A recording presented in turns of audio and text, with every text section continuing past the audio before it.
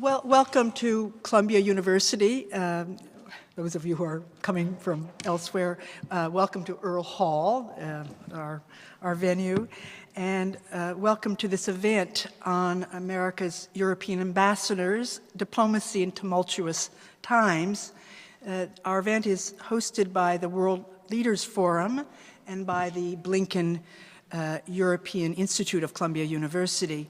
The Office of President Bollinger organizes the World Leaders Forum, and I want to thank it for accepting to sponsor this event and for its impeccable help in its planning. At the same time, we want to thank Ambassador Donald and Vera Blinken, whose advice and experience as diplomats inspired this event and brought to us our panelists for this afternoon, all ambassadors recently returning from service in Europe. In turn, I want to thank all of them, together with our moderators, for their willingness to share their experiences with us at Columbia. The WLF, the World Leaders Forum, hosts all kinds of world leaders, usually coinciding with the opening of the United Nations in September. I think this is the first event to bring together such a distinguished group of American diplomats and one so expert on contemporary Europe. As the faculty director of the Blinken European Institute, I'm especially pleased to welcome all of you to this event. The European Institute was originally founded in 1948 to train experts for the European recovery programs in Europe, the Marshall Plan, and it was the first in an American university dedicated to the study of European-related scholarship and policy. In 2011, thanks to the generous gift of Ambassador and Mrs. Blinken, it was reinaugurated, refounded as the Blinken European Institute. And since then, its mandate has really been twofold. One is to promote the study of Europe, especially since 1989, but set in a very wide and very deep historical perspective. So Europe in the wider world, and in that context, in that framework, we study the transatlantic relationship. It also exists to promote public service through programs designed to teach our students about European affairs and policies and practices honed through the study of Europe. In that vein, the BEI has been especially interested in promoting the study of history and practices of diplomacy, combining our interest in European history, international relations, Europe's place in the wider world, and Europe's relations, of course, with the United States and vice versa. Now, subtitling this event, Diplomacy in Tumultuous Times, seemed all too appropriate. Historically, big transformations in the goals and practices of diplomacy have gone hand in hand with big changes in communications technologies, the rise and fall of great powers, and the changing definition of world order, security, democracy, and transparency. And the last couple of decades has certainly been especially tumultuous. In less than a decade, we've gone from the Cold War to the global war on terrorism.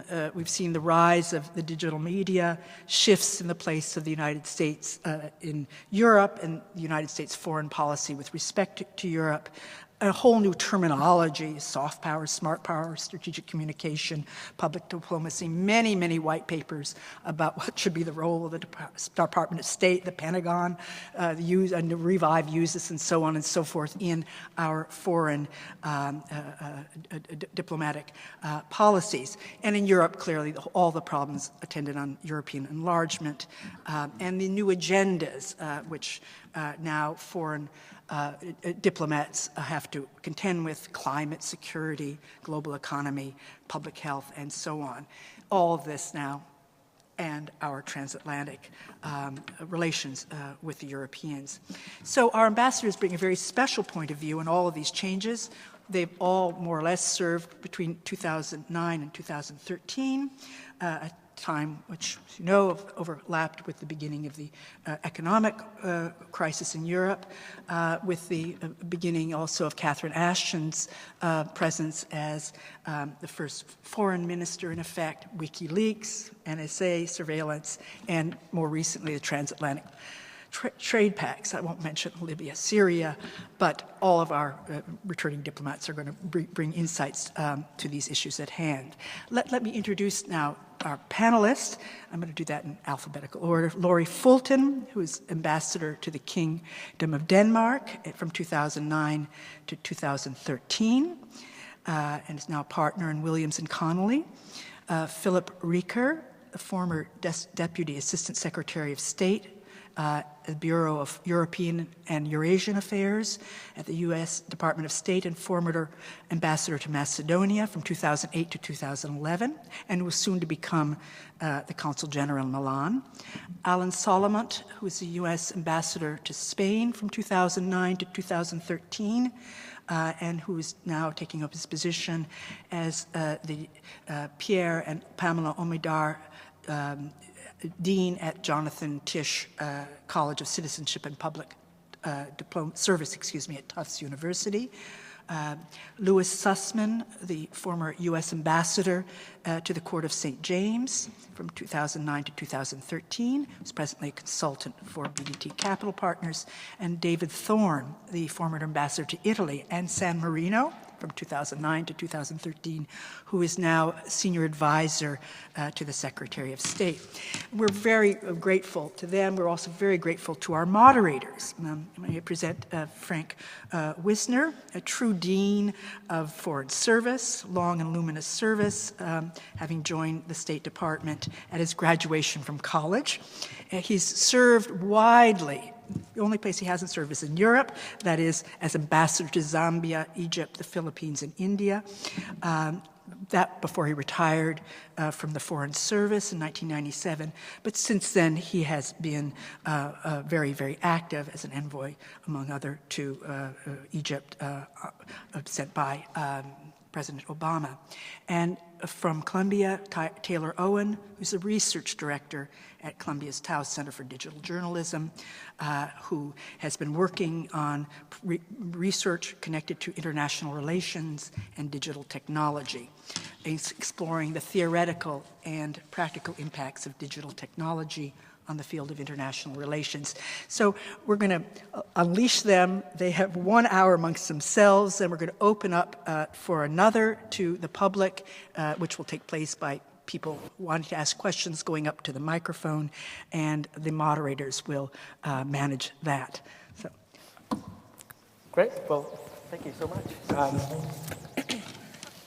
So I'm, first of all, pretty honored to be amongst this group.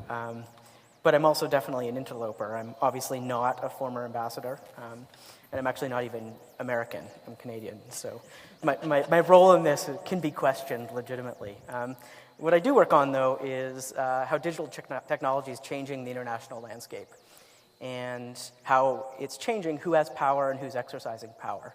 And one of the central questions in this is the role of the diplomat as a representative of the state, and the power and the mechanisms that is in the hands of that diplomat and how that's changing. And I'm also based at a journalism school, and journalists are zeroing in on a very similar question that the diplomatic community is, which is the foreign bureaus and foreign correspondents used to be a central filter point for information back to their host countries. In very much the same way, diplomats were once, and to some degree still are, central filter points of information back to their home governments. And that's, of course, changing.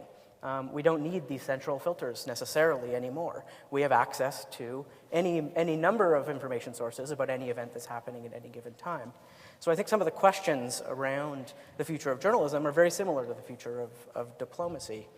And I wanted to start there and get everybody's reaction. I guess, are embassies going the way of foreign bureaus? Or maybe a little more diplomatically, budgetarily or in some other regard? Well, both perhaps. But I guess a bit more diplomatically, what's the role of an ambassador in the digital age? Ambassador Thorne, do you want to start? Oh, you want me to start? Sure. You're right next to me. So. As I told somebody the other day, it took me about 3.5 years to try to figure that out. And I think I got there, but I'm not sure. First of all, before starting, I do want to just say how delightful it is for me to be able to come back to Columbia. I was in the journalism school. I don't know if you knew that. I did not. And back in 1971. And what I was doing here, other than studying, was organizing Vietnam veterans against the war with our present Secretary of State. And so most of the time I wasn't here at the school, but it was a tumultuous time and a very interesting time, and it's always fun to come back. And also want to acknowledge my friend, part mentor, Ambassador Gardner, who was ambassador to Italy many years ago, and or 30 years ago, not that many, right, Dick? And who has been an advisor and a friend during the past years, and it's wonderful to see you again. You know, I don't want to talk too long on this topic, but I don't think that, in my own opinion, that that new media or anything like that has changed the role of an ambassador. We still have to provide that role of filter. We are the face of the United States out in the world, and that certainly, I can't say I've served in 25 different posts because I'm not a career ambassador. I was an appointed ambassador, but you are, because of the size and significance and power of the United States, you're always regarded as one of the most important people in the country, and everything you do is looked at carefully, is scrutinized. Everything you say is scrutinized, and you are always, you have to be mindful and conscious of that. You can use it positively. You can screw up on it, and both things. I've done both, and so it is just as that's what you are. I think how we are going to use new tools, and I can get into this more in other questions. I mean, is a challenge for all of us. I mean, that we have new tools. We have new media tools, and how we're going to use them, or how we did use them, is a very important and evolving element of our task. I mean, the State Department, for example, to be blunt, is not very advanced in its thinking around how to use these tools. And I know, certainly from the point of view of the embassy in Rome, it was a challenge to try to move the embassy, let alone the country, into understanding the importance, the significance, and the eventual great impact that new media is going to have on it. And I've got stories to go with that, but I won't go into I'll wait till the question around. Isn't there another question about that, or you want me to? I can go on at length on that. So. Yeah. So, what else? One of the challenges, I think, for an ambassador is sort of two other things I'll mention. One is, what is your relationship with the White House? Because the White House has developed this big apparatus, the national security system, which is getting bigger and bigger, and which tends to want to dominate the discussion and the policy, and it drives policy for the president and the White House. And what is your role as ambassador? Are you just a spokesperson, or to what extent are you going to carry meaningful dialogue with the country? Yes, you're trying to inform the country as much as possible, but a number of times, you being the face of that, being the face of that mission, you've got to, you are the instrument of your government. Sometimes it feels like, and I know all these guys will talk to this, that you're not regarded that way back in Washington. And I think that building up a dialogue and trust between you and the White House was certainly a central challenge. I found a central challenge as part of the mission, so that you could coordinate between the thinking in Washington and the thinking in the field, and what was going on in the field. Depending on who the leader was, and there were 3 different leaders in Italy while I was there, and very, very different leaders. Was certainly a big challenge. But I think that and the other thing was just as an appointed ambassador, you both bring your life experience, which is not as a State Department person, which is not as a government person, in my case as an entrepreneur, but as a doctor or whatever else you've done in your life, you bring that experience, and that's positive. You bring a sort of a fresh viewpoint of your own experience. And by the same token, you've got to convince your mission of employees that have been and made careers out of their this is how they spent their life, that you're worthy of respect, I guess. And because if you can do that, you will, in fact, have a very productive relationship with that team of people. And also have to understand it's not just State Department people, it is agencies. I think Italy had 30 different agencies in it that you had to work with. So complex arrangement. But those are the dynamics that I found to be of most importance in this day and age. And I'll go into the new media stuff later. Sure. Ambassador Solomon, what's the core role of a diplomat? Well, first of all, I want to thank Ambassadors Donald and Vera Blinken for inviting us here today. I want to acknowledge a friend and mentor of mine, Ambassador Gardner, who also served as Ambassador to Spain, and who really set the bar among ambassadors that I tried to reach for. I want to say how proud I was to serve with this particular group of chiefs of mission. I think that I was always very proud of my colleagues in other countries around the globe, and especially in Europe. And I want to say how good it is for me to be at Columbia, since I was rejected for admission in 1965. So I thank you for the invitation. It took a long time. I was told the classic definition of an ambassador was to be the personal representative of the President of the United States to the government of your host country, and in fact, to the head of state. But in fact, I think our role today is to represent the President of the United States government, and the American people to the people of our host country.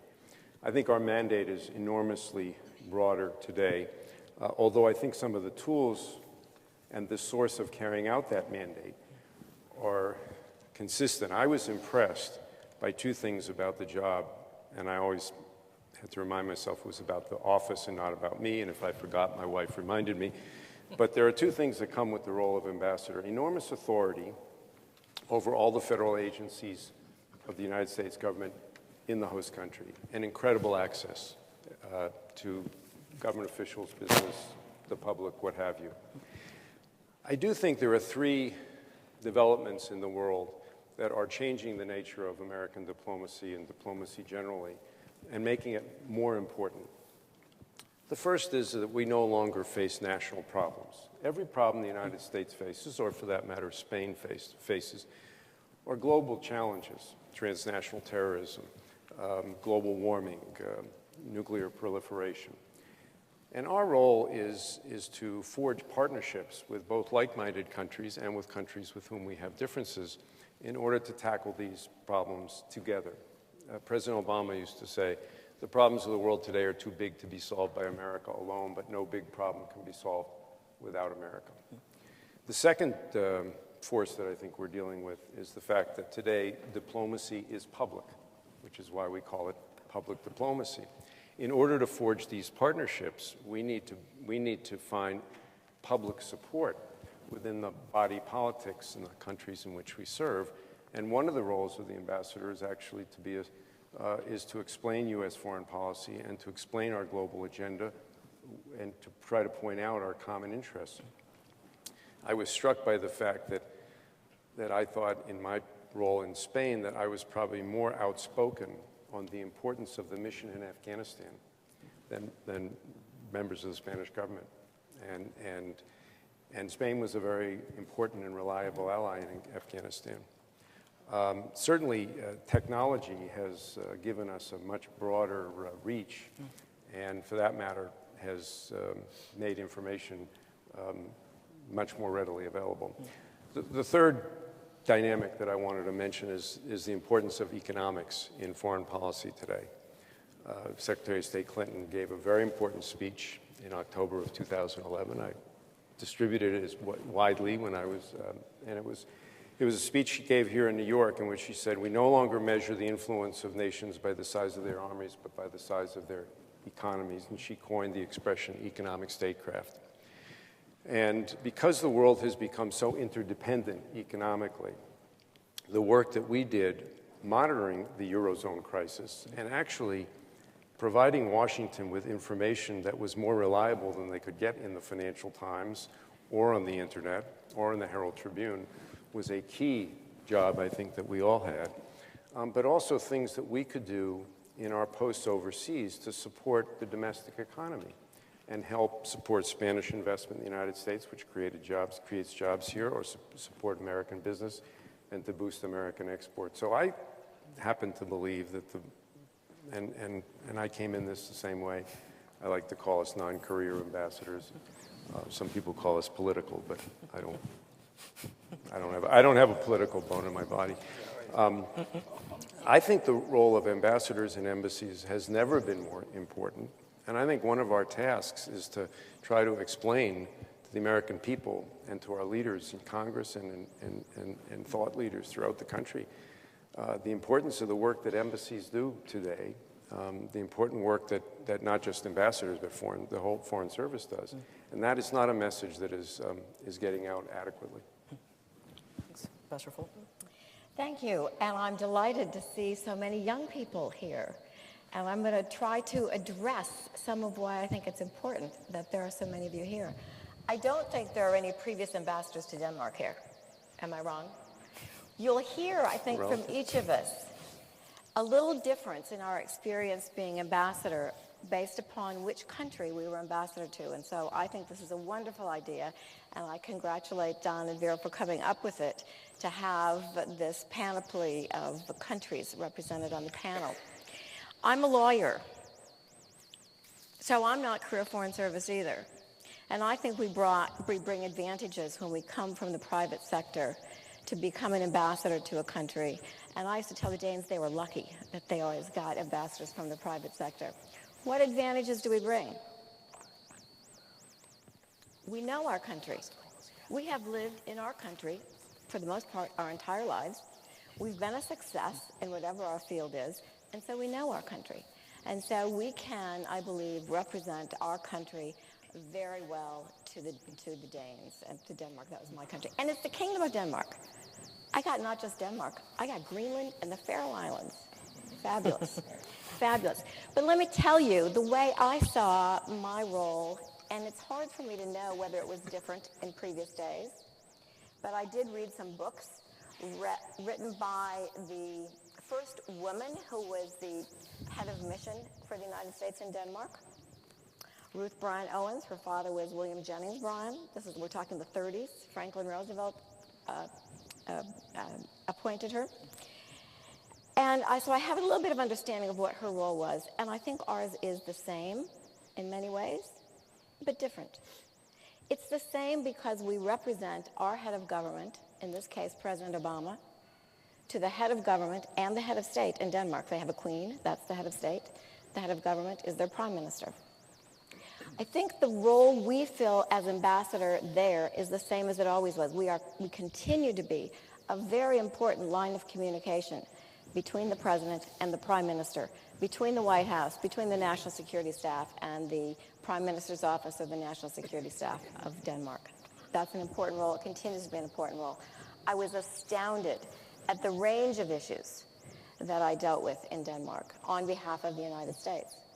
I mean, from commercialism, we are their third largest trading partner, their biggest trading partner outside of Europe, from green energy and sustainable economies to NATO. They've been a stalwart ally of the United States in Afghanistan and Iraq, and their pilots in the F-16s under United Protector, the Libya no-fly zone, the Danes were unparalleled.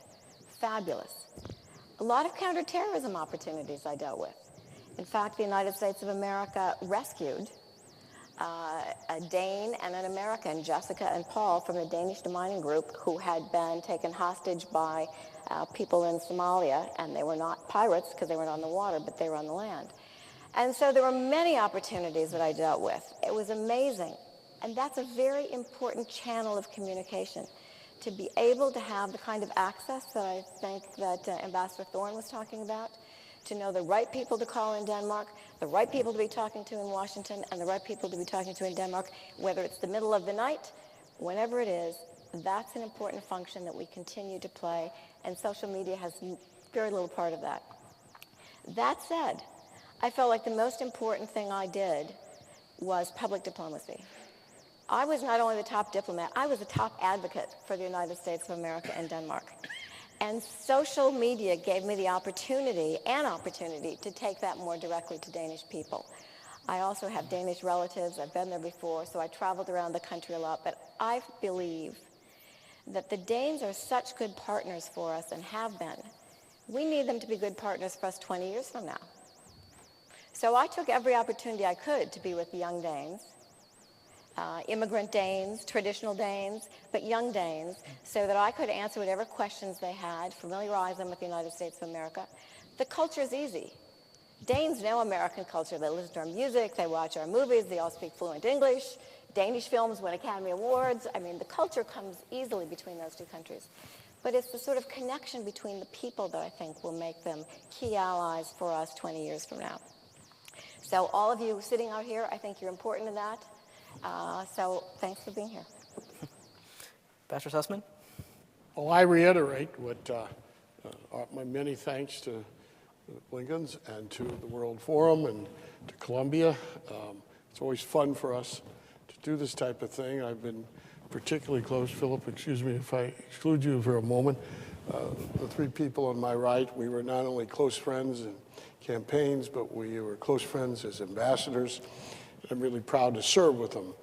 I think there's two things that I would mention to you as about all of us. The first, we all would agree it was the best job we ever had, by far. It's just indescribable. Alan calls it a pinch you moment, I think. So we all were proud to serve, and it was an honor, and it really was a fabulous job. Now we're all out. So we also have in common the reentry.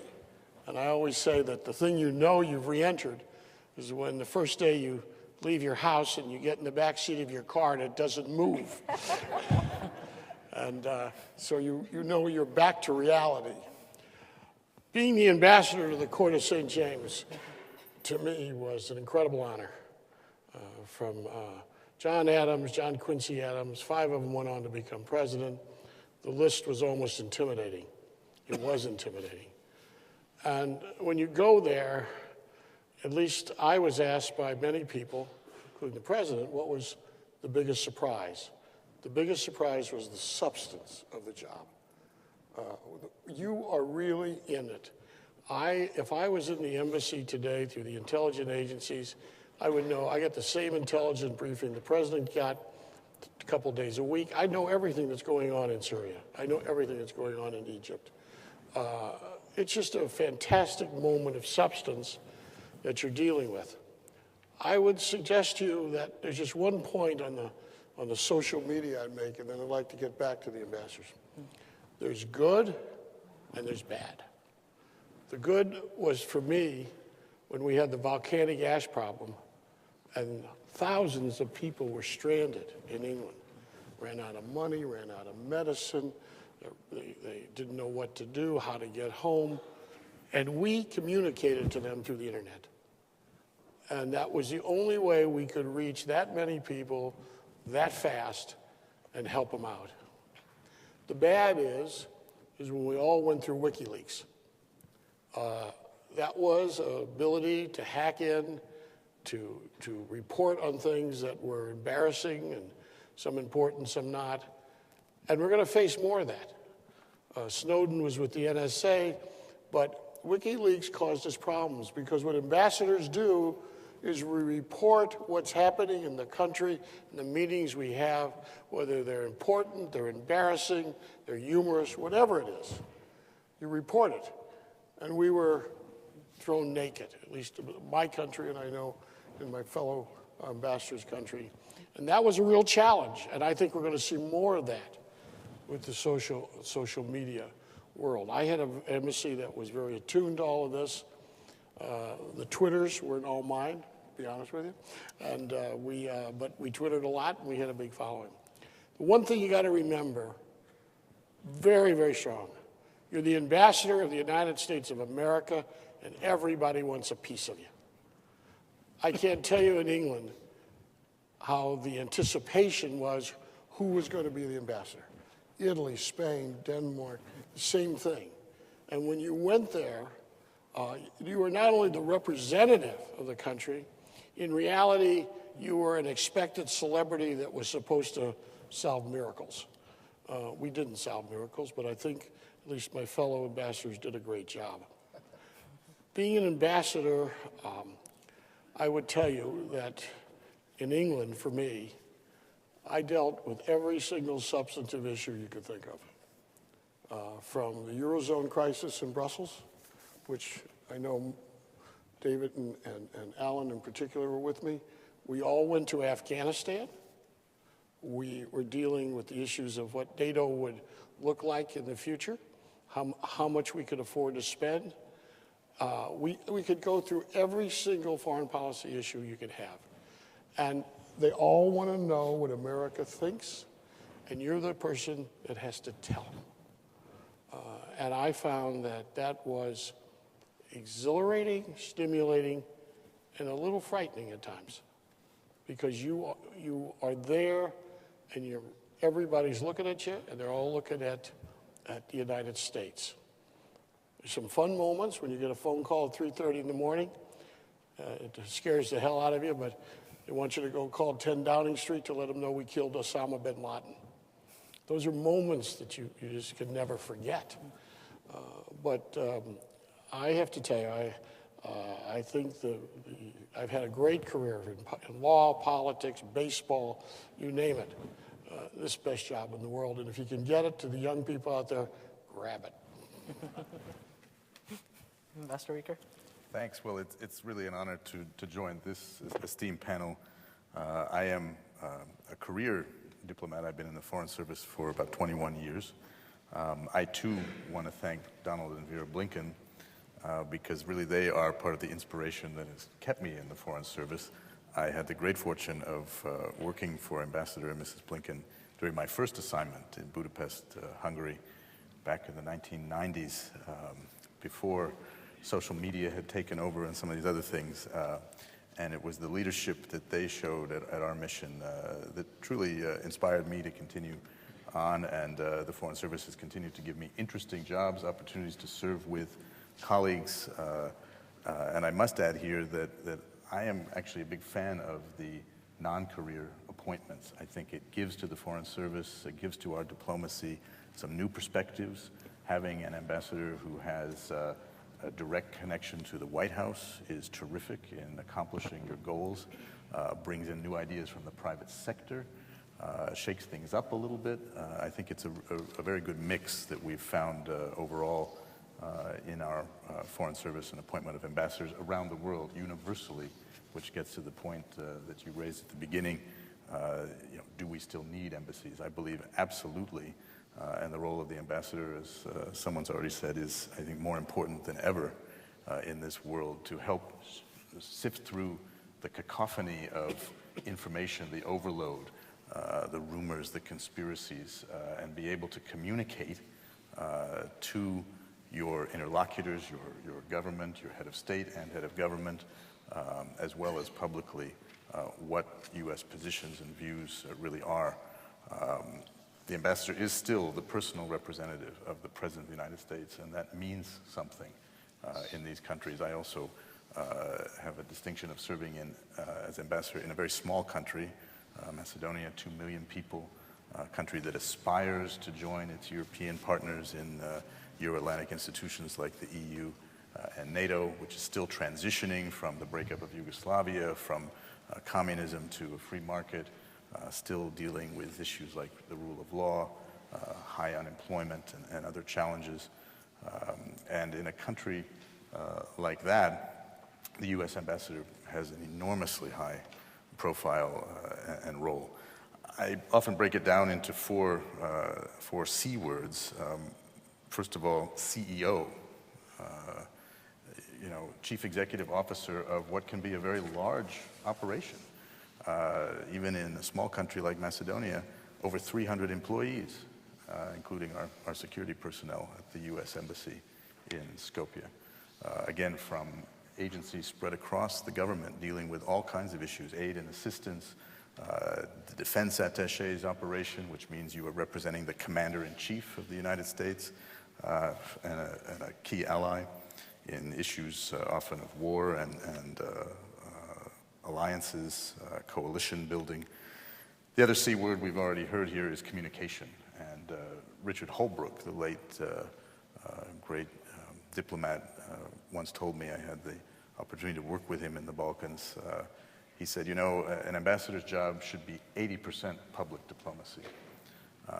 Now, whether that figure works out just right or not, I think it's really key. And he was prescient in seeing how much and how important that was in communicating directly to officials, but also to the public, being the face of U.S. foreign policy, trying to dissect that policy, translating it into concrete steps, particularly in a little country like Macedonia or other countries in the Balkans where I've worked, where we have enormous influence and yet there's also enormous expectation of us.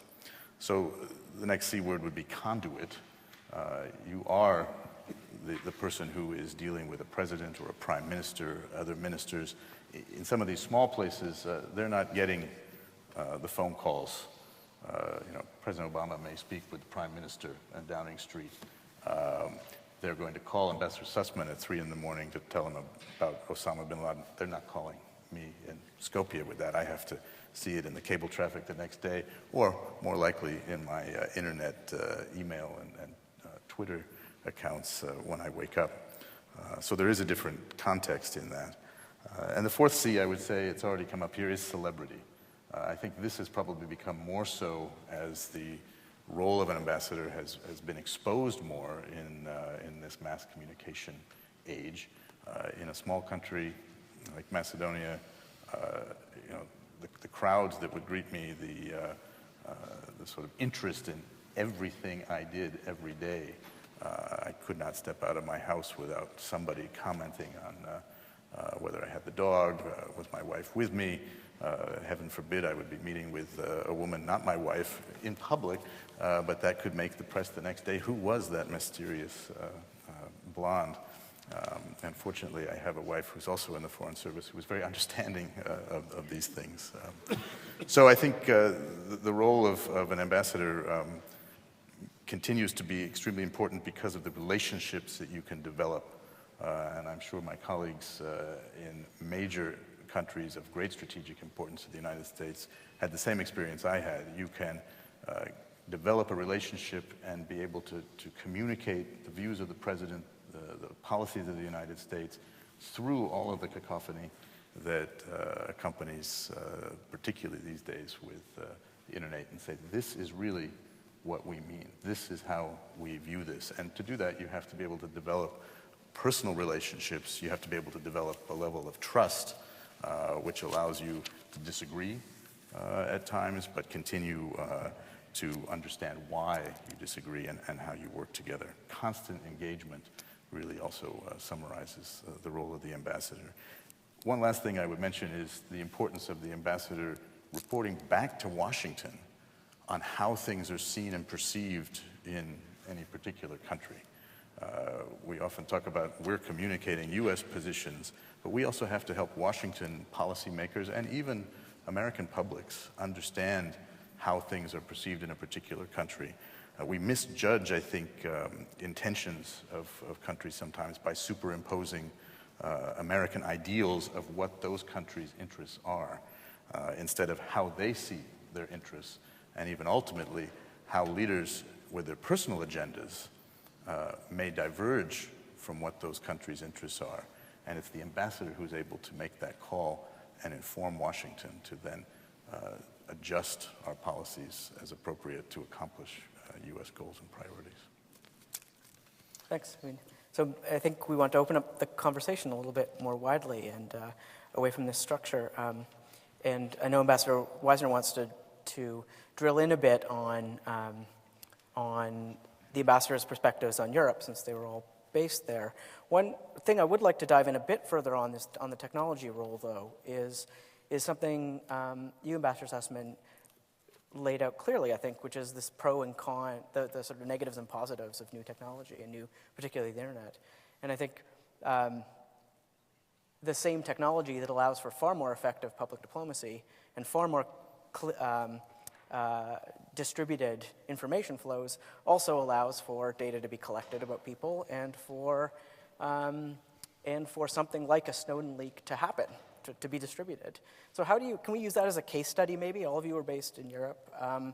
How do you deal with an issue like that when that comes up? Something that has widespread public attention, and you're the representative of the United States explaining it. Well, all of us in this panel, if you came into my office in the embassy, you would have to take your cell phone, leave it outside, or put it in a box, because if they walked in, somebody could take your phone, even though you had it turned off, turn it on, and make it a recording device. And the Chinese and the Russians were doing that to us all the time. The second point is that in dealing with the whole technology spectrum, you're dealing with the fact that other countries, frankly, were doing exactly what we were doing. And we knew about it. We knew about it. I come from the school that, and I'm not sure everybody will agree with me, but I lived with terrorism 24 hours a day. I lived with the fear that, God forbid, something was going to happen in the Olympics in London, and how much work we did to stop it. I lived with the fact that there are 3 million people of Muslim faith in the United Kingdom, of which 2,000 we called people of interest we had to watch every day. I would tell you that with all of this data gathering, if someone was able to tell you, at least in England, how many plots of terrorism were thwarted that you don't even know about, okay, in the world today. So I come down on I'm a believer in the right of privacy, freedom of press, all that, but if I got to have somebody listen to my phone calls or in some way gather information, and it's going to protect my children and grandchildren, and the offset is potentially some privacy, I come down on the side of safety. And that's how I dealt with it, and if I was in London, that's how I would deal with it today. You got to remember, they're not listening to people for the purposes of finding out how they're betting on a soccer game. They're listening to them because they're trying to figure out where the problem is. So we live in this world. It's not going to go away. Terrorism is not going to go away in my lifetime or my children or maybe even my grandchildren. And I think we have to protect the interests of the United States within appropriate legal reasons. But the technology would scare you. I would tell you, quite frankly, the British technology and the U.S. technology, and we had the Five Eyes, which was Australia, New Zealand, in addition to us. It's frightening. If they want to assassinate somebody, they could be driving in a Range Rover, and they can force that car off the road and in a cliff. And I've seen simulations of that. So it's a tough question. It's a tough question. But we're following the policy of our government, and we sell it. Yeah. And that's our job. Mr. Solomon, I wanted to point out that I think Julian Assange has hacked into this pesky little fly that's circling above us and irritating the hell out of the panelists. That was Solomon talking.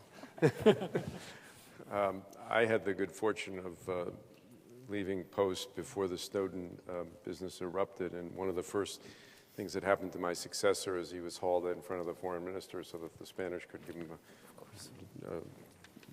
have a little meeting with him.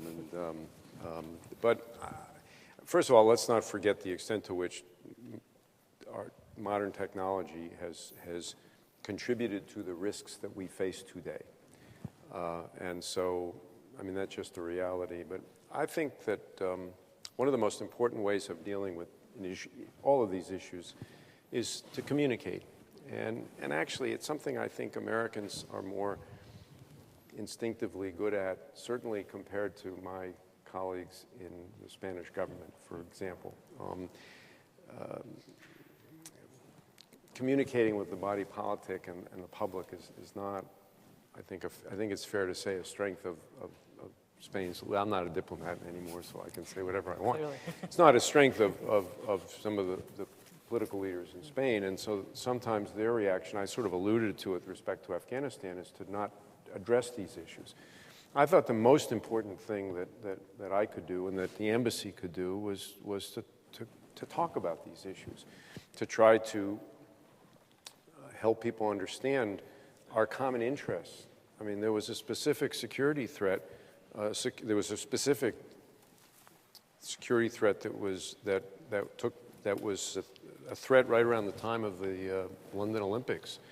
It was a plan, actually, to drop explosives from an unmanned aircraft on Gibraltar, and it was thwarted by the Spanish authorities with the support of American intelligence, and it was done through the using modern telecommunications. And though we didn't get into those kinds of weeds, Spain certainly has a tragic history of its own experience with terrorism, both ETA as well as the Al-Qaeda-inspired terrorism. And so to try to make the connection between how we are pursuing our interests and how we have interests in common with our Spanish friends was, and even at times, you know, the State Department does get a little nervous. If we give a speech in the United States, our remarks have to be cleared. The good news is when we're at post, they have either enough confidence or don't care enough so that we're able to say, you know, and most of us are pretty smart and know where the lanes are. So I always pushed my colleagues in the embassy to communicate and to be as transparent as possible and not to hide when these issues came up, but to actually go out and engage with the press and engage with the public and use social media because communicating is always superior to not. If I can comment a little bit. Fortunately, you know, the Danes are appreciative of the United States, and they also have faced a lot of terrorist threats, which nobody reads about over here. But I want to change the topic a little bit because social media, I thought, was a very helpful tool for us. And I think, as Ambassador Thorne commented, perhaps the State Department was maybe not at the forefront, but they've gotten a lot better. I used Facebook. I used my own page, so I didn't have to give all the United States canned messages. I could do my own thing. And that was very effective. But, you know, it works both ways. So I hate to bring up Benghazi, but when our embassy was attacked in Benghazi on September 11th, 2012, people around the world thought initially that it was caused by a YouTube video that denigrated the Prophet Muhammad. And that's what a number of people in Denmark thought. And a number of people in Denmark were outraged.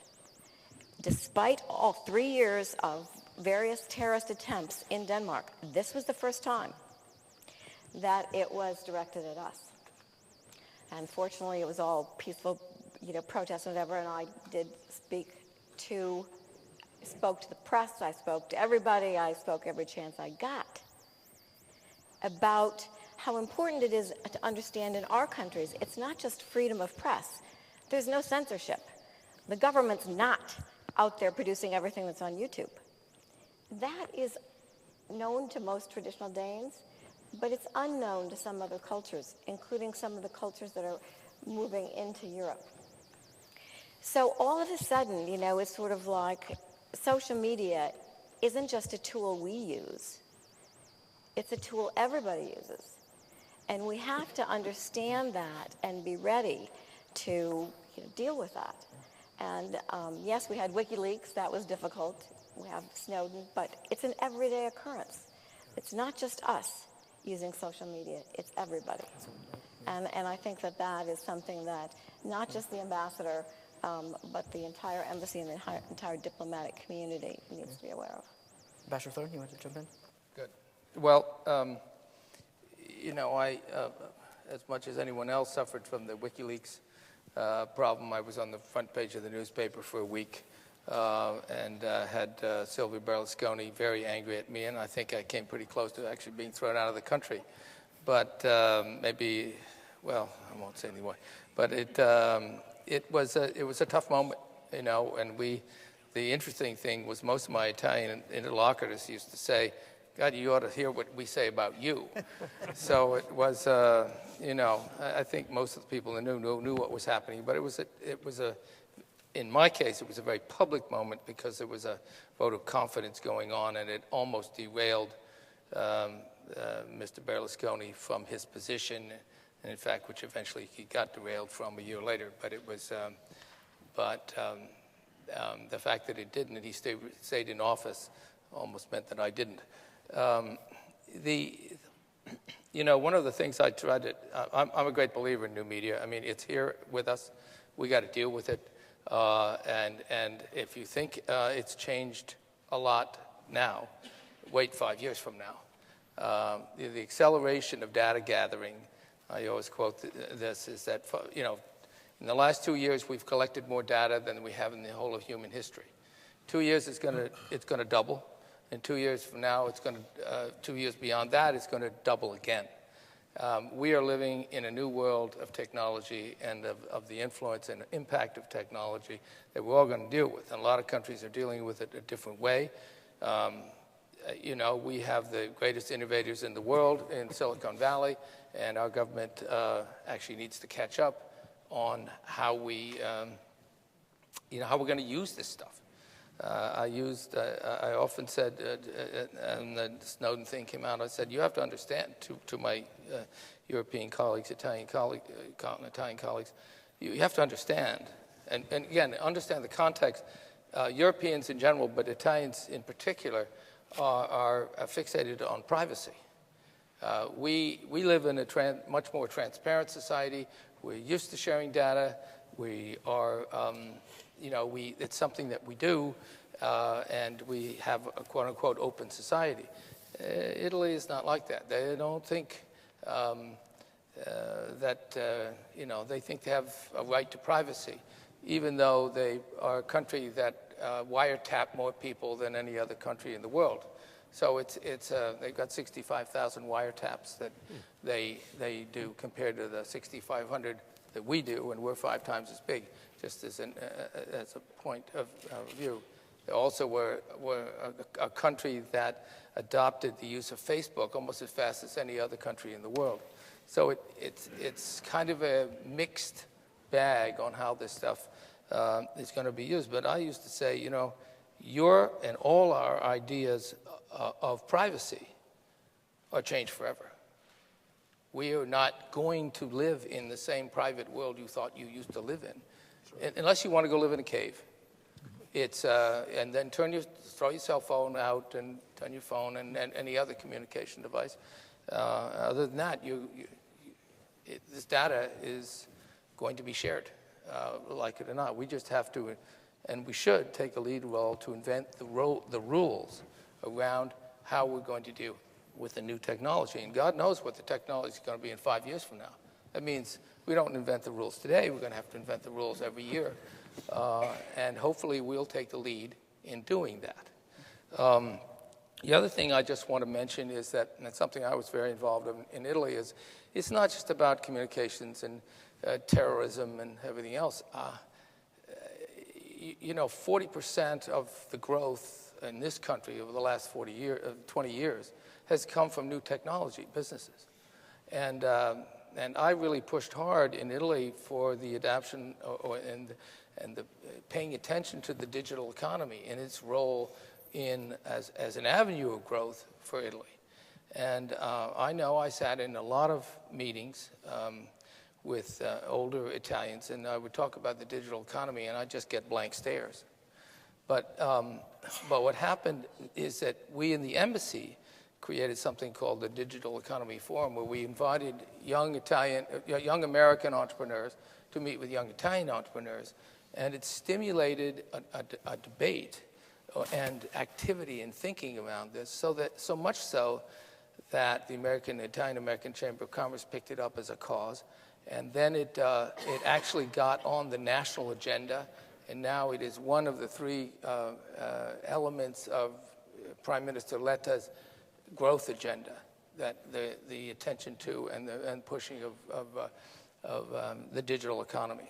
So that's another aspect of new media communications, which I think everyone also has to acknowledge as a vital part of our life and of the future growth. Ambassador Wisner, Well, I found this absolutely fascinating.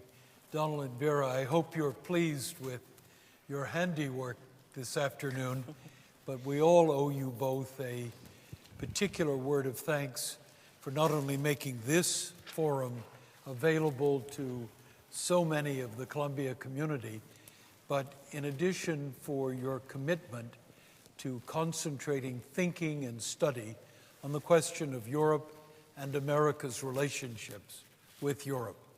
The nations of Europe represent our major international priority, served us well, kept us out of war, and kept us prosperous over these decades, and yet we're facing a really significant set of changes in the international system, and our relations with Europe are affected. There are three broad questions I'd like to put to the panel this afternoon that get to the heart of where the United States and Europe will be, and I'll pretty much let you all take what you like in the limited time that's still available to us. The first question that comes to my mind is, what is Europe? What is Europe geographically? Where does it begin? Where does it end? Is it in the North Atlantic? Does it go to the Urals?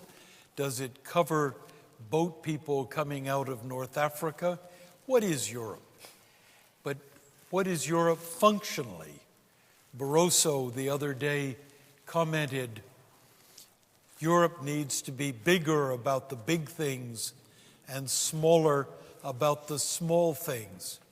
What are the big and small challenges Europe faces? That's the first question. What is Europe? The second question is, what are the major challenges Europe and we are going to face?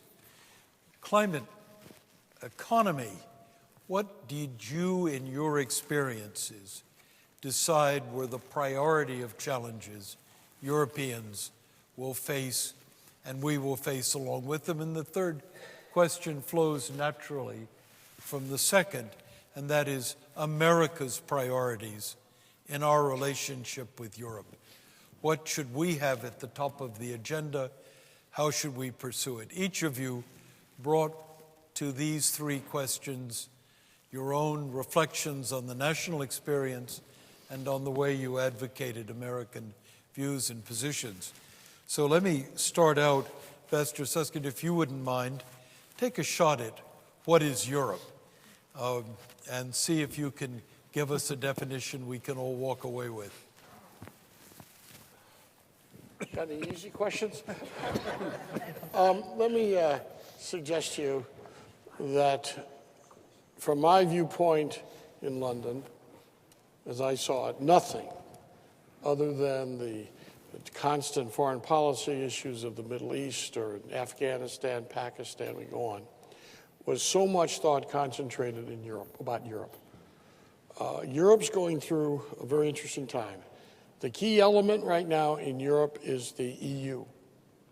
And I think you best define Europe today as the 27 member countries of the 28 member countries of the, thank you, of the EU. And what they're going through. We went through a Eurozone crisis of massive proportion. Would the euro survive? Can you have a monetary union without a political union? Big questions. We have in all of our countries a trend, I think, of a anti-Europe. In the United Kingdom, we call them Eurosceptics. They want to get out of Europe. They say it's too suffocating in regulatory issues, too suffocating in the process. You need 28 countries to decide everything. And yet they do so much good. Right now, Cathy Ashton's leading the talks on Iran. So they're going through all these changes. And you've got really, some people would say, two Europes. The North, which is highly competitive, highly successful, and the South, which is in deep trouble. They're not competitive. And their economies are weak, although Spain's doing a hell of a comeback, Alan. I left them in good shape. And I'm trying to be very, very concise because we all probably could talk way too long on it. The top priority for the United States, from the United Kingdom's view, is we got to keep the United Kingdom in the EU. Can't have them leave. The economies are too interrelated. We need them to be a voice over there. They're our best ally. When there's problems, I really believe the first call is to 10 Downing for it. Foreign policy issues are crucial. Europe is a force in all of these. And we got defense, and that's NATO. And right now, every single European country is cutting their defense budgets. The United Kingdom has cut their armed forces from 110,000 to 82,000. That's less than they had in the war against Napoleon, and you could fit all of that into Wembley Stadium. Just put that in perspective. And America today previously had about 45 to 50% of the budget of NATO. Today we have 72%. That's not sustainable. Big question of how they're going to survive with all of the interest. Germany is a major, major player, and Chancellor Merkel's a very capable woman. Two, our priority is to have a strong Europe economically, politically, and militarily. And I would suggest to you that the trends as to whether that can happen are concerning to me. Important. Phil, why don't you take a bite at that? It's worth perhaps putting in a little context in terms of how the State Department defines Europe, just for those who don't follow it. Some years ago, I think, maybe Frank, you helped with that, taking Canada and putting it back in the Western Hemisphere, out of the European Bureau. So now we have a European Bureau that looks at all of the EU countries, the NATO member countries, but it goes through to the east, of course, including Russia, which is still of critical importance in terms of how we manage our relationship with Russia, despite the challenges with Putin and the direction he's taken it. But that also then affects what we also include in Europe and Eurasia, that is the Caucasus and parts of Europe like Ukraine, Belarus, and of course Turkey. We include Turkey as part of Europe. This is something that the Europeans have had a harder time with. And the whole idea of enlargement of the European Union, Turkey is the one, of course, which has been sitting in the waiting room for a long time. This is of great interest to those countries that I work with, including Macedonia, where I was ambassador, because their aspiration, their foreign policy priority, their domestic policy priorities are to join NATO and the EU, to integrate, to be part of this. Some people ask, well, how do you define Europe? It's all those countries that participate in the Eurovision Song Contest. I mean, this is something they take very seriously. And if they're in it, then they're part of Europe, and they want to be part of the European Union. One of the big challenges that Europe faces, and the European Union itself, is reassessing not only keeping members in, but continuing with the idea that the door is open, that enlargement fatigue is not real, And that's a difficult discussion because there is enlargement fatigue, not just about Turkey, but you have to look at countries of the Western Balkans. Iceland, of course, is one that has its own question mark about whether they want to join or not. And I think that is an area that the European Union itself has to increasingly look at as it comes through this period of severe economic hardship, the North-South imbalance. Assistant Secretary Nuland, our new and extremely dynamic Assistant Secretary for Europe and Eurasian Affairs, has called for what she terms a transatlantic renaissance. As we go from recovery in the economy, we need to think about a transatlantic renaissance, that we're at a turning point, much like we saw in 1919, in 1945, in 1989. And we have an opportunity now as we come out of the real economic crisis that we all experienced in Europe, to rethink how we work together with Europe, which is so critically important to our own economy. You can talk about pivots to Asia, but investment flows, trade flows, I mean, everything we do in a foreign policy realm involves our European partners and allies. So for Europe, they're going to have to look at how they continue to evolve these institutions, the EEAS, that Cathy Ashton heads, the External Action Service.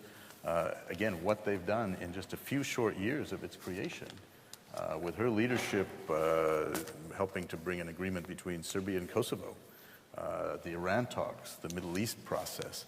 This is still working itself out. And part of it is finding the narrative and expanding that narrative and providing context to it. But making these EU institutions work is a challenge for them, and a challenge that I would toss out certainly in the part of Europe where I have worked for many years, is the quality of democracy and rule of law. It's gravely uneven throughout Europe. And there are many trends in Central Europe, just 25 years, a quarter century after the fall of the Berlin Wall. There are trends that are troubling, that perhaps democracy, the strength of civil society is moving in the wrong direction. There tends to be a pessimism in Europe. Some talk about it as the intellectual glamour of pessimism, but that's corrosive in its own way, and I think that's a challenge that Europe needs to face and try to move forward. And we have a role in doing that, in helping to shape a narrative that can build from all we've accomplished since 1945 and continue working on what has been for now several generations, the goal of seeing a Europe whole, free, at peace, and increasingly prosperous, because that's what is critical for our own prosperity and our own security. Phil, thanks. Mr. Solomon, given your experience in Spain in these very traumatic years, I noticed recently a prominent French intellectual, François Isbert, said that the euro could not survive if there wasn't deeper political integration in Europe. Think back on your time in Spain. Is Europe ready for that kind of bold set of moves? Is the euro really at risk in the absence of political integration? What does this mean for the United States? Well, I hope Europe is ready to continue completing this great experiment. When Ambassador Blinken called me to invite me to participate in the forum, he pointed out that with all the talk about other regions of the world, it's very important that the United States not lose its focus on what we consider to be our indispensable ally. And I hope one of the takeaways from this forum is how critical the partnership is between the United States and Europe to pursue our national interests and our common interests. When the President delivered his national security strategy to Congress in 2010, he said the goals of our foreign policy are threefold: security, prosperity, and the spread of American values, or the spread of values. And if you think about it, we're not able to do any of those things, accomplish any of those things without a strong partnership or without a strong transatlantic partnership.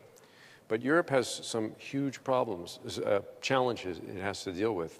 It has to It has to get its economy growing again. I forget what the latest numbers are, but if there's a recovery going on, then at best it is sluggish. Spain has announced that the recession is over, but I think Spanish growth was 0.1% in the last quarter, and there are still more than 26% of Spaniards that are unemployed. So I think that Spain's got to really continue to take a hard look at its economic model, make it more competitive, make it more entrepreneurial, make it more innovative. Somebody pointed out there's been only one European company in the last decade to join the Fortune 500. Happens to be a Spanish company, Inditex, Zara. But if you look at the largest corporations in Europe, and I remember former President Felipe González said, if you look at the 25 largest corporations in Germany 25 years ago, and today it's the same list. And that is not the makings of a robust economy in the 21st century. And I think Europe has some significant political challenges. Just talking about Spain, I think that the institutions that Spain created to guide the transition to democracy need to be refreshed, because the political system, and I think this may apply in other countries, is lacking accountability, lacking leadership. It is a closed system. When I used to lecture to university audiences, I would ask to meet with a group of students, smaller group afterwards, just to hear what they had to say, since they had to listen to what I had to say. And I would ask them, how many of you have participated in a political campaign? And in a room of 30 students, I'd have maybe 1 or 2 hands raised. And then I would say, how many of you participated in a demonstration? And 2/3 of the hands would go up. Now, 40 years ago, that would have been illegal. So that is a good thing that's happened. And I had to constantly remind some of my colleagues at the embassy that we should applaud Spain's vibrant democracy. And although there are scores of them every week, overwhelmingly peaceful, despite what you might have read in some of the media. But if that's the only route to political participation, then there's a real problem. Latest public opinion polls indicate that 84% of Spaniards lack confidence in political parties, and 87% of Spaniards lack confidence in politicians. We got our own problems with that, to be sure, but I think I think Europe has huge challenges economically and politically, and if they don't solve them, and we can't solve them for them, then I think we're going to have trouble protecting our national interests in this increasingly interdependent globe. David Thorne, pick up at that point and reflect on Italy. As you left it and watch it from now at greater distance, is the mood in Italy towards reclaiming sovereignty or surrendering sovereignty? And where does the United States fit in that calculation? Okay. The best answer I would have for that is I don't know, because I think they're ambivalent about it. I think that, I just take a step back in history. On the positive side in terms of Europe and Italy, because it applies to Italy too. I grew up there in Italy, and I was there in 1953, and I think the first European effort was made in the European Coal and Steel Community found formation in 1951. And since then, when you see the march toward unification of these incredibly disparate and long-standing enmity of relationships that existed over the years, Europe has come a tremendously long way toward integration. Having said that, one is totally aware, and every day you are aware, that the fault lines still exist. And Italians are always dissing the French and their German friends, and so it is just inevitable, and sometimes it spills over into actually decision-making. Having said this, I don't see any other alternative for Europe in a world that is globalizing in a way that few of us can really imagine what the world is going to look like in 5 years, and Europe's role in it. Italy is certainly there, even though it, it almost caused the Eurozone crash 2 years ago, and there was a lot of scrambling around that, and had to have a change in political leadership.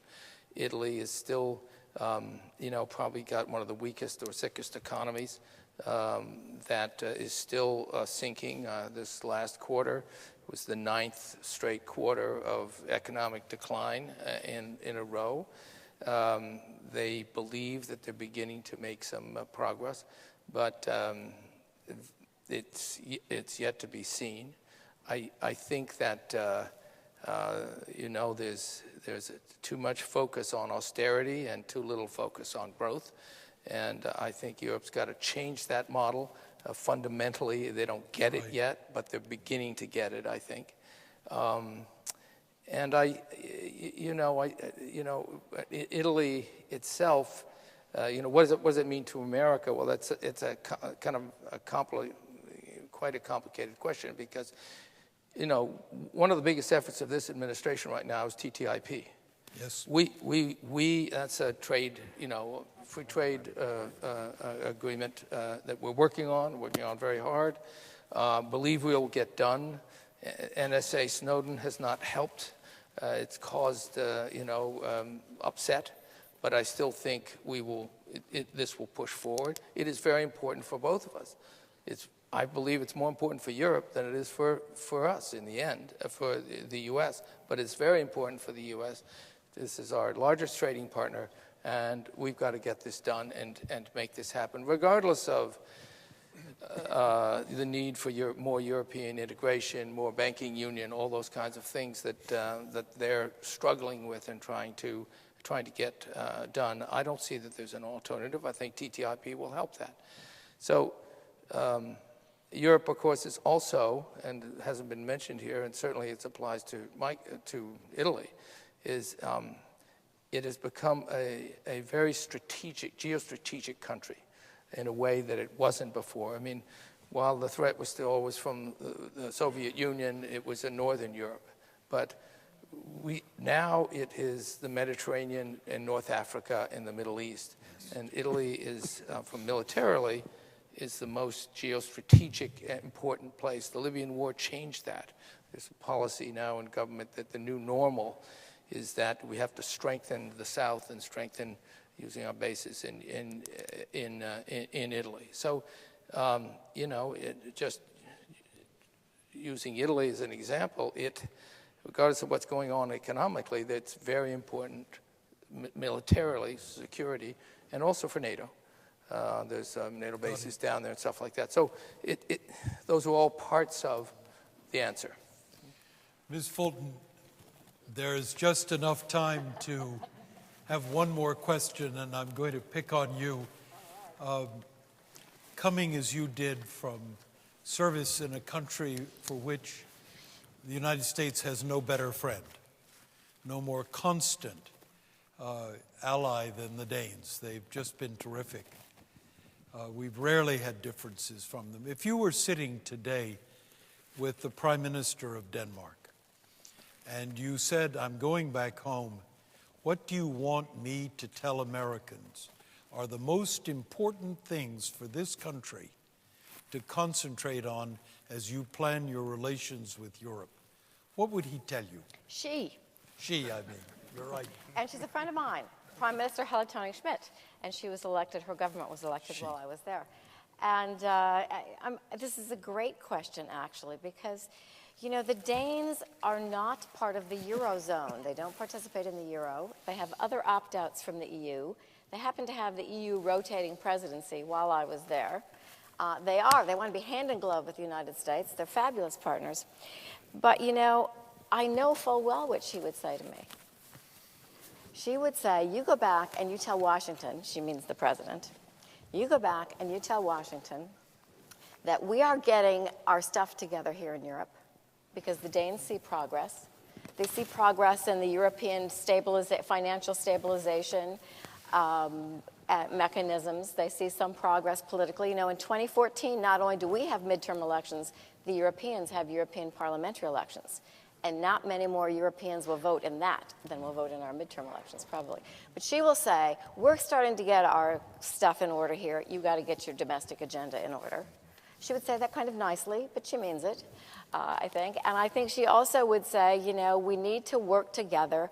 TTIP is very important. It's very important. The Danes are a good trading partner for us. TTIP is very important. I think economics is the biggest problem Europe faces. Economics and demographics.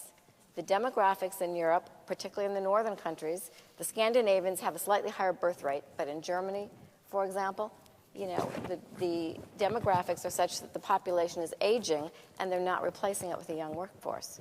So then you have immigration and you've got immigrants coming in, but they don't quite know how to do this as well as we do. So she would, I think, also look to the United States and say, you know, we got to get TTIP going and then sort of help us be one market together, the United States and Europe, yes. Transatlantic. And then she would talk about security because they want to be hand in glove with us and they know we're really important at that. But they would see progress in Europe. That's a good note of optimism on which to end the formal presentations. We've got time for questions, and I hope that the audience will take advantage of that. Those who would like to ask a question, if you would go to the microphone and would you introduce yourself, identify who you are and what your affiliation is, and if you would also keep it short and make it a question. So I invite the first of the audience to step up and put a question to our distinguished panel.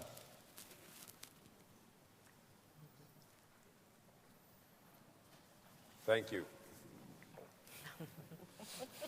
You were worried? No, they start. Maybe he's just leaving. Go ahead. This might be a bit ridiculous, but at the Explorers Club on Saturday, we were discussing that if we ran out of... Can you speak into the microphone? Sure. Half your words are going up in the ceiling. Sure. At the Explorers Club on Saturday, we were discussing that if we were ever to get lost, I guess, or left without money in a foreign country, we'd be able to get free transit on a container ship. And I mean, that's what it was, but it was a bunch of yahoos, I guess, just congregating in the in I think the main hall there. Is it true, or? I'm not sure I followed your question. He wants to know if they get stranded in a foreign country without any money, can they get free transport back on a container ship? Yes? Is that your question? Yes, that was it. If you get stranded in a foreign country without any money, call your embassy. I mean, that was... sorry for being a little bit ridiculous. In a box or what? And if you get a small loan to get back here, you'll have to pay it back. Yeah. Okay, Or your anyway, passport thank you. suspended. That's, But call your embassy. That's good advice, and everybody doesn't know that, and they don't think of that, but it is your first call. Hi, my name is Giselle Baresta. I'm a senior at Barnard. I'm an economics and French major, and I'm writing my senior thesis, actually, on the European Union. And so something that I've been looking at quite a bit is the issue of youth unemployment. And the numbers are quite staggering, frankly, and so I was wondering, what, from your perspectives, has been the glue so far that has kept the European Union together as numbers have gotten worse in some cases, such as with unemployment? And what, sort of from the real-world perspective, would you say the life of a young European person on average is like and looks like for the future? of the nation that has suffered the most from youth unemployment, Pastor Susman, Pastor Solomon, would you take that on? I'll tell you what's kept Spain together. More than anything else, the family. 70% of young people under the age of 30 live with their parents. You may all find that horrifying. I certainly do. 40% of senior citizens are helping to support either an adult child or a grandchild. There isn't an employee at the embassy, a locally employed staff person who isn't helping support another member of their family who's out of work. And so that's actually something that's quite impressive. The second thing I think is that there is still a robust safety net in Spain. You know, we argue about whether or not there should be health care coverage for people. There they argue about whether you should pay a co-payment when you go to use the National Health Service. And the position of this right of center government is, since you've already paid your taxes, you shouldn't pay it. You have to pay a co-payment. There is also a substantial underground economy that maybe contributes 20% or so to the GDP. We don't know exactly. Having said all that, over 55% of young people in Spain between the ages of, say, 19 and 24 are out of work. And really there is a danger of a lost generation. Those Spanish young people who can find work in other countries, there's an enormous backlog of Spanish young people who want to learn German or who want to learn other Scandinavian languages or Turkey, so they can go to countries where there may be jobs. And one of the things, and despite the fact that the economy has left the recession, is that there really still is not any job creation. Credit is still frozen. And the biggest challenge that I think I mentioned earlier is the lack of innovative entrepreneurial businesses that could provide a future for young people. And I do think that part of what is frustrating to the Southern European countries and to those of us who represented U.S. interests in those Southern European countries is the obsession of some members of the European Union with this notion of austerity at the expense of growth. And admittedly, they're playing to their domestic audiences. I had a visit by Treasury officials at one point during the whole Eurozone crisis, and I said, what do you think is the biggest threat to the Spanish economy? And they said, German domestic politics. Yeah. Thank you. Got a good answer there. Your young lady's next. Hi, I'm Faye from China. I'm a first-year graduate student at SIPA, School of International and Public Affairs. Thank you guys for coming here today. My question is in two folds. First, if you look back on your career in diplomacy, what is one thing that you wish you had done better? And looking forward, if you were to give advice or voice hope for your successor serving the country you have served, what are some critical issues you think they should work on? Thank you. Ambassador Susman, you want to take that on? What would you like to have done better? I want to hear this, Lou. We all do. On the record. He would have liked to have served longer.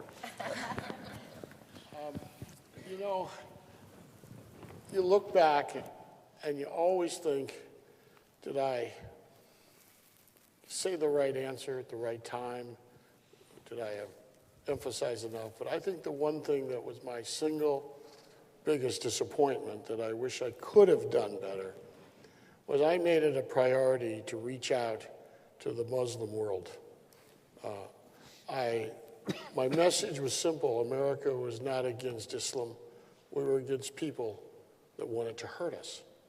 And I went everywhere, to the places that were easy and the places that weren't so easy. Pakistan Mosque, or Bangladesh, Manchester, in Birmingham, in Scotland, and even in Belfast. And I wish I could have communicated better our feelings here, because there's a lot of problems out there, ladies and gentlemen. It's frightening to me, the fight between the Shiites and the Sunnis. It's frightening to me how people think America is not their friend. Doesn't help we have things called drones. Doesn't help that we have Guantanamo still open. It doesn't help that Iraq is in problems, and we got all these problems. But I never felt as hard as I tried. I didn't have the right words or the right approach. And I could have done better to make a more impactful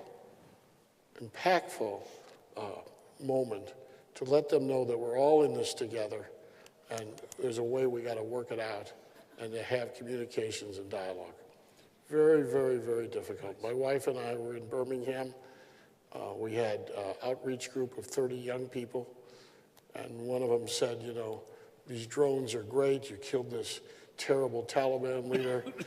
It struck with precision in an apartment house. And by the way, it killed my aunt. What do you say? Very nice answer. Thank you. David, you want to add one thought on from your perspective? You know, He's going to talk about Berlusconi. Which part did you go for? You did a great job of managing them. Yeah, that was a lovely dance. He was, well, I'm not going to go into Berlusconi. I know everybody wants to hear about that, either that or Amanda Knox. I'm just to pick up a little bit on you know, what you thought you could have done better. It's such a good question because, you know, you tried very hard, did a lot of different things, and had, I think, a fair amount of success. But I think the thing that frustrated me most was this question of youth unemployment. You know, I mean, it's just so present that these young people are just not finding the opportunities for their life. And the more able ones can get out. They can get out, they can find their opportunities in other places in Silicon Valley or even Turkey or wherever it might be, but many just can't. Don't have good enough records, they don't have the financial wherewithal.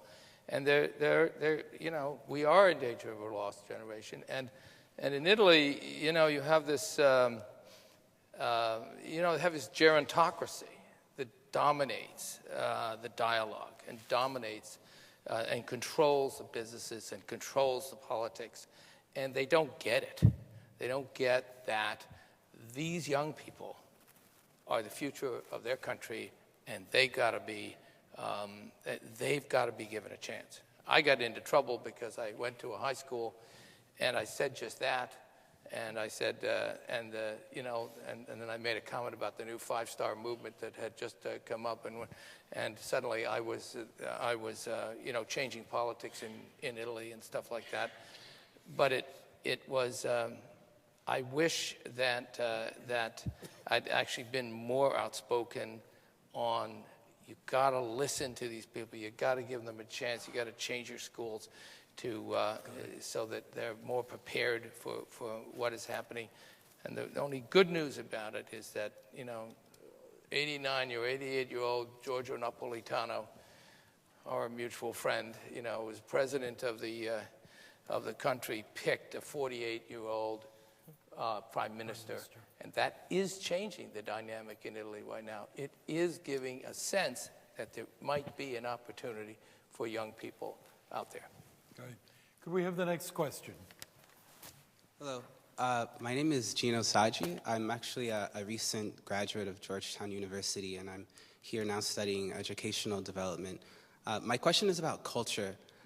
While in D.C., I had the chance to intern at the Embassy of Afghanistan, not just in D.C., but also in Tokyo, and I was always very struck by their engagement of cultural affairs.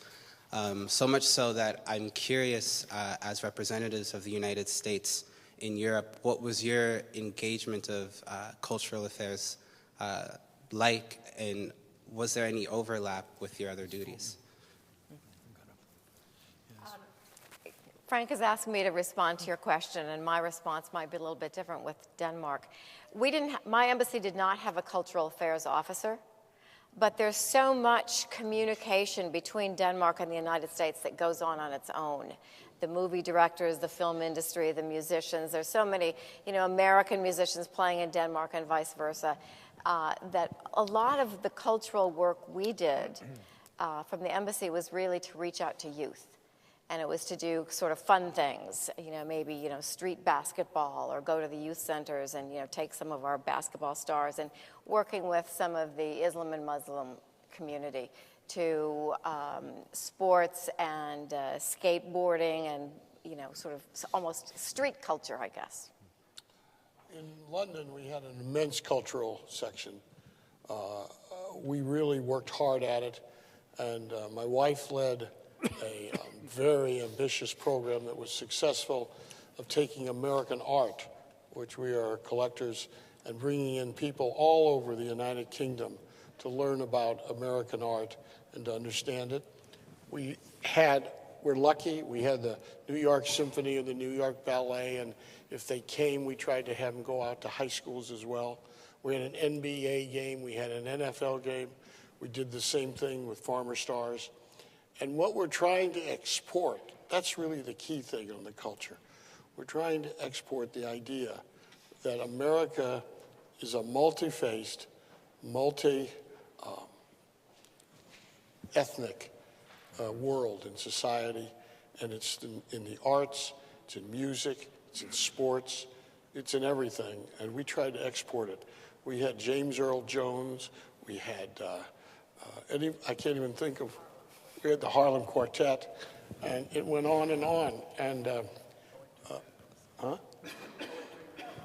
yes. And we were very fortunate to have the interrelationship because, as they say, we are two nations bound by a common language sometimes. Can I make a quick comment, Frank?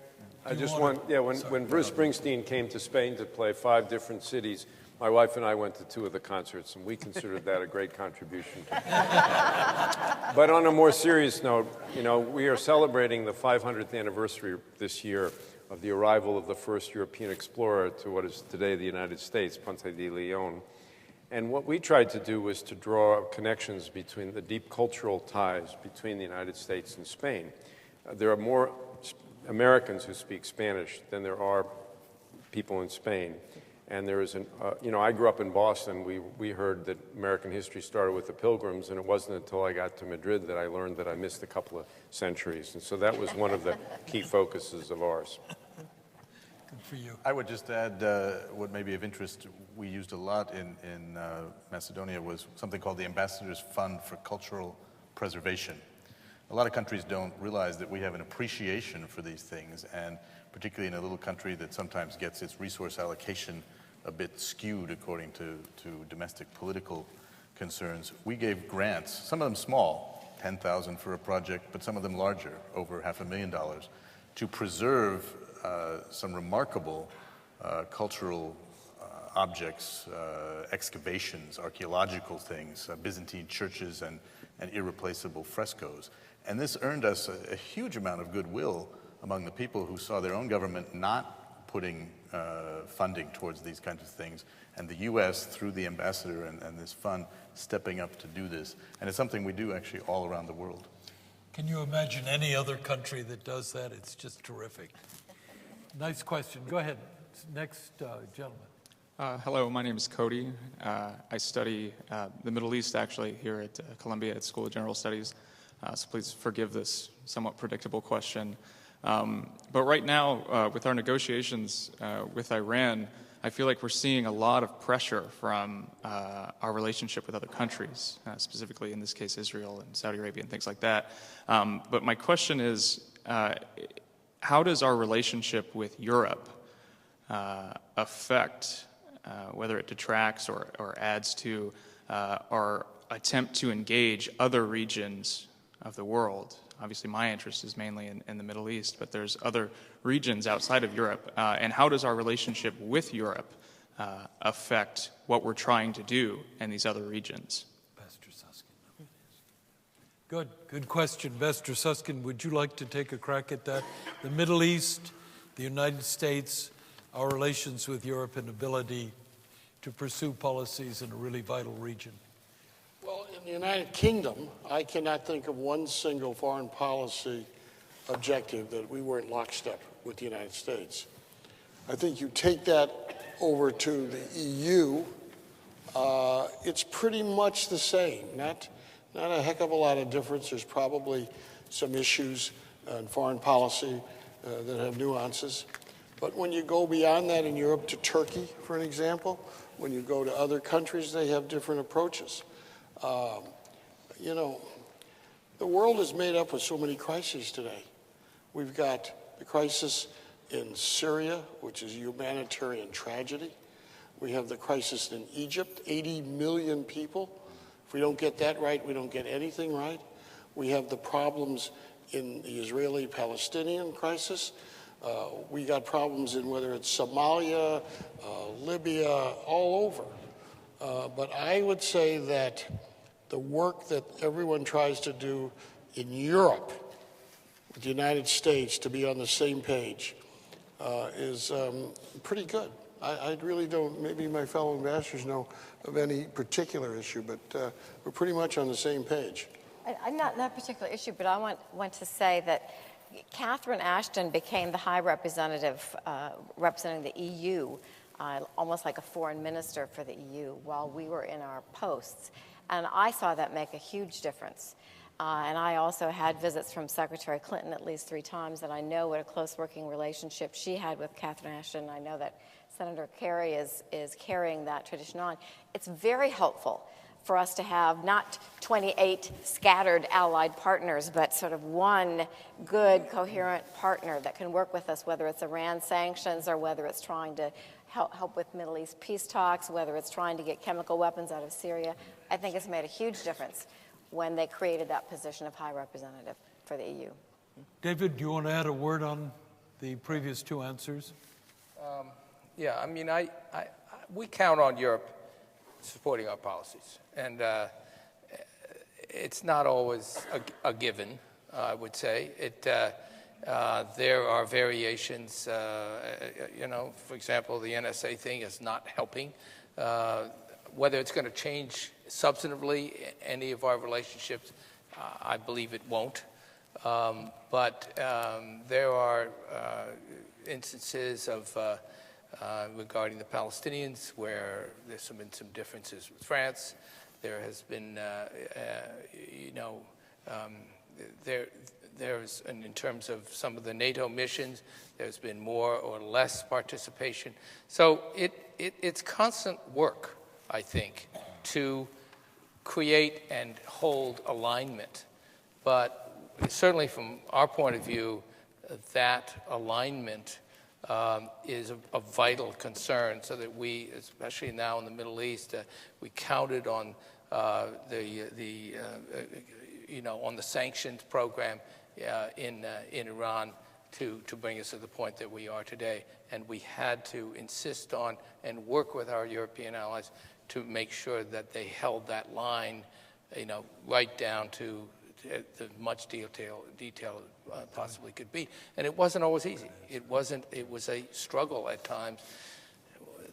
The rules, they had much bigger trading relationships with Iran. I'll speak of Italy right now. It wasn't, they were reluctant to do it. So it isn't, it probably in the end is pretty much a given, but when you enter these things, it's not a given, and it's been hard work sometimes to make sure everybody gets lined up. Excellent.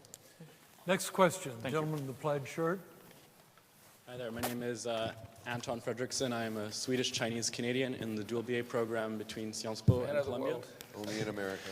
And personally, I'm considering a career in diplomacy, and perhaps I speak for others in the room as well. One of the concerns we have with the nature of your work is keeping our personal opinions perhaps out of the equation. And I'm curious to know, from your experience, has there been times where your own personal convictions haven't lined up with the interests of the United States, and how do you navigate that divide?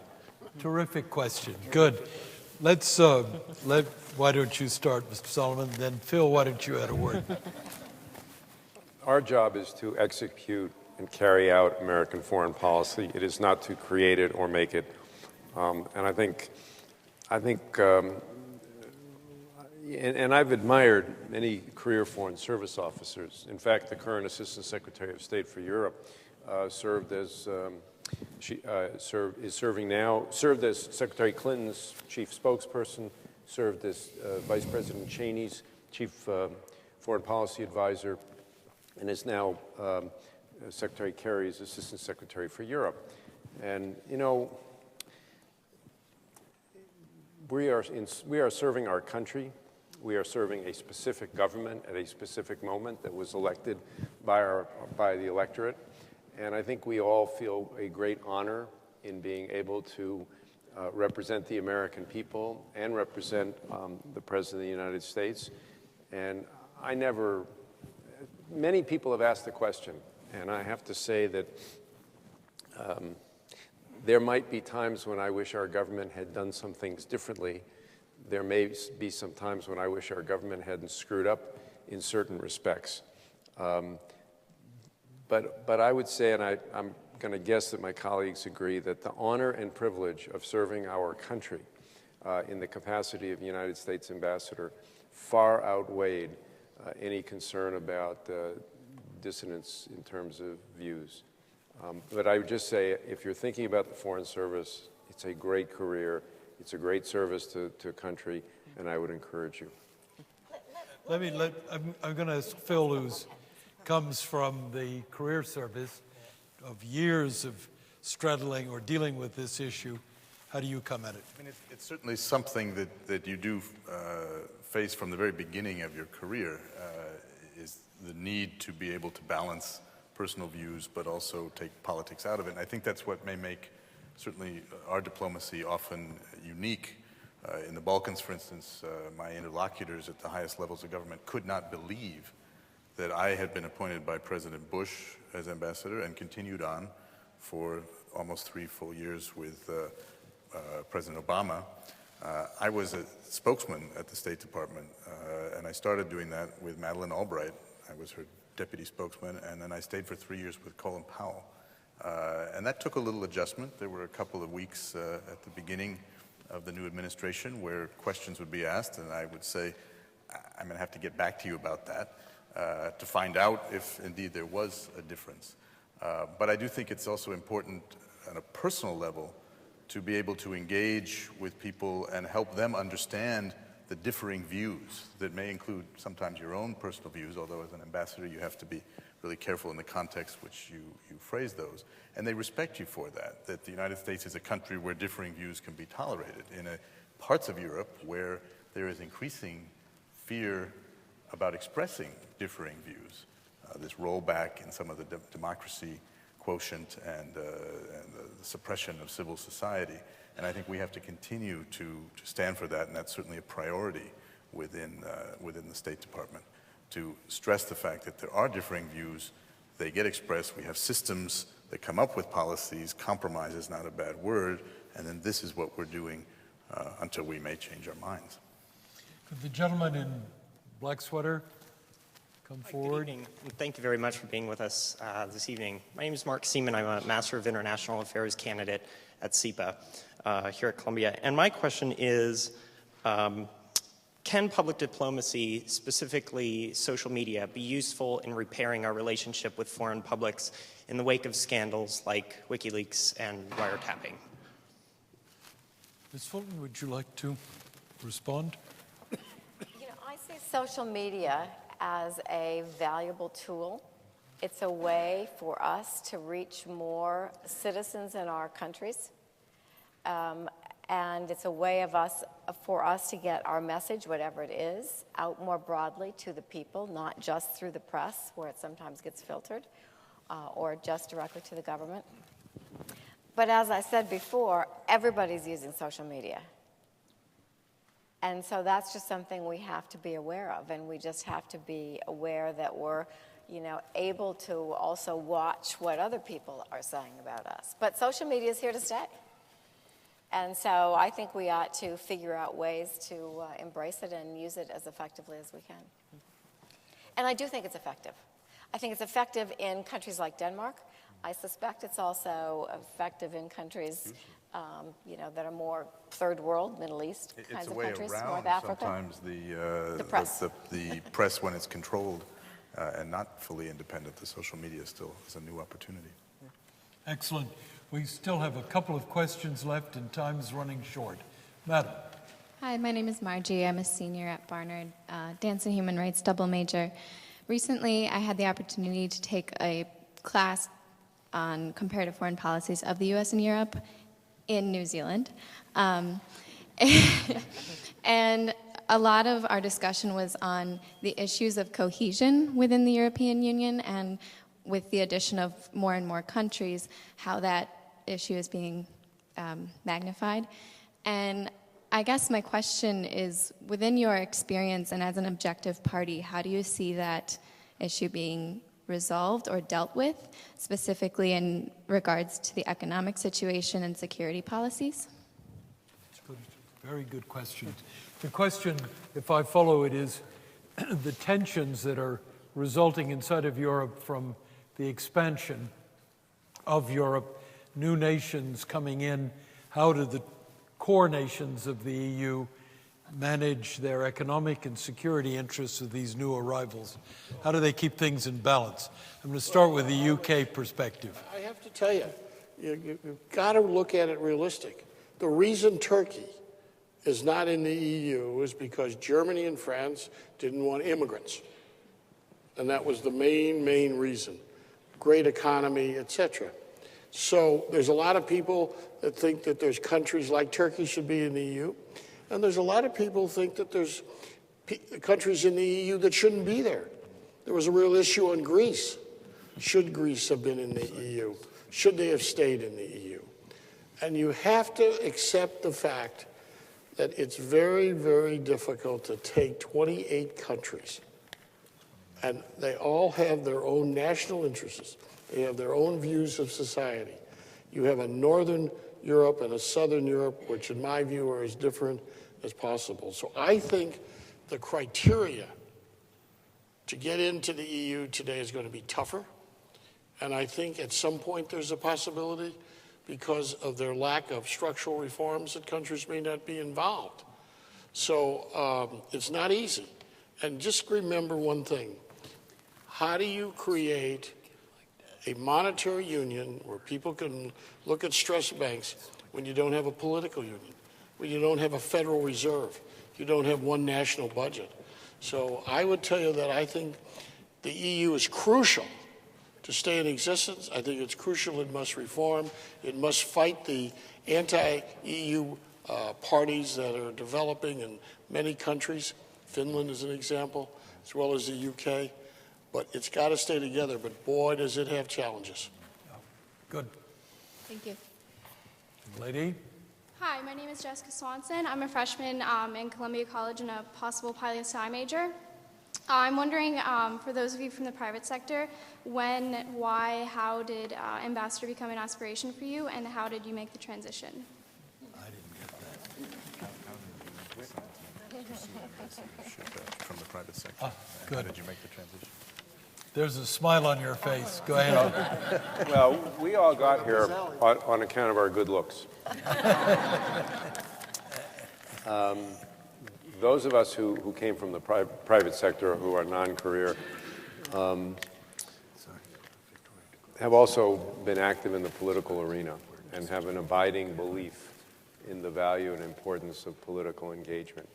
And we were fortunate to engage, at a level in presidential campaigns that brought us to the attention of some of our nation's leaders, and I think it was the belief by our president, and I would say this is the case for all presidents, that those non-career people that here, now he, but maybe someday she, sent were people who understood what that particular president was doing, and who enjoyed the confidence of the president, which translates into effectiveness, we think, at post. And I don't think any of us had this in our playbooks. I know I didn't. It was a great honor bestowed on us, and I think each of us went to our host countries carrying the burden and responsibility of that great honor, which is why we worked our tails off, and why we took the job so seriously, and why I think we enjoyed it. But it was also a great privilege to work with our colleagues who are career Foreign Service officers. And, there is a little bit of debate in diplomatic circles about the practice in the United States of appointing non-career folks to diplomatic posts. We send about 30% of our ambassadors are non-career, and that's probably unique in the world. And there are some folks who criticize the practice as inherently faulty. And so I think some of us might even be a little defensive about that.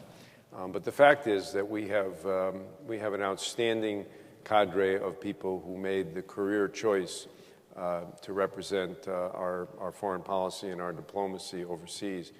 And there's a good book called America's Other Army by Nicholas Kralev that talks about the importance of America's foreign service.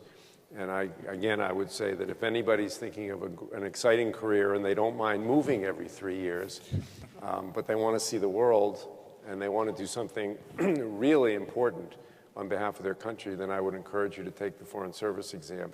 And I want to just tip my hat to my colleagues here who have spent their careers in the Foreign Service and tell you that it has been a privilege and an honor for each of us to serve alongside you. Thank you. What a wonderful closing note for all of us who enjoyed the experience.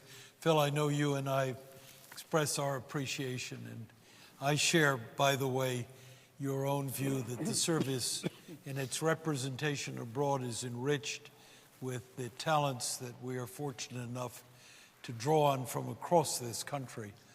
And the non-career ambassadors are a vital part of our diplomacy. This, ladies and gentlemen, nearly brings to the end our proceedings this evening. I want to thank all of you, but the closing word of thanks comes from our distinguished hostess. Thank you so much. Well, thanking you for this conversation, for this engagement. It really represents what we most hope happens at Columbia University, that is, that scholars can get together with practitioners, policymakers, and with the students. And so I want to thank you hugely. Before I thank you once more for this conversation, let me just keep in mind, too, that we would like to invite you to, one, the reception downstairs as soon as we finish, but also, second, that the Blinken European Institute is going to continue hosting conversations, perhaps not with this amplitude, but on more continuous basis. In January 28th, we will continue in some ways with the subject of gender, women, and soft power with two more ambassadors, Susan McCaw, former ambassador to Austria, Faye Hartog-Levin, the U.S. ambassador, former U.S. ambassador to the Netherlands, and a couple of our very distinguished historians, Alan Brinkley and Alice Kessler-Harris. And then in March 3rd, the architecture of diplomacy. And at that point, we will have Jennifer Duncan from the Foundation for Art and Preservation Embassies, architectural historians, and Ann Wisner, the U.S. from the U.S. Advisory Commission on Public Diplomacy. So if you're not on our list, please do get on our list. That said, thank you so infinitely for being here, ambassadors, Ambassador Wisner and Taylor Owen. Thank you very, very much. Okay, thank you. Thank you so much.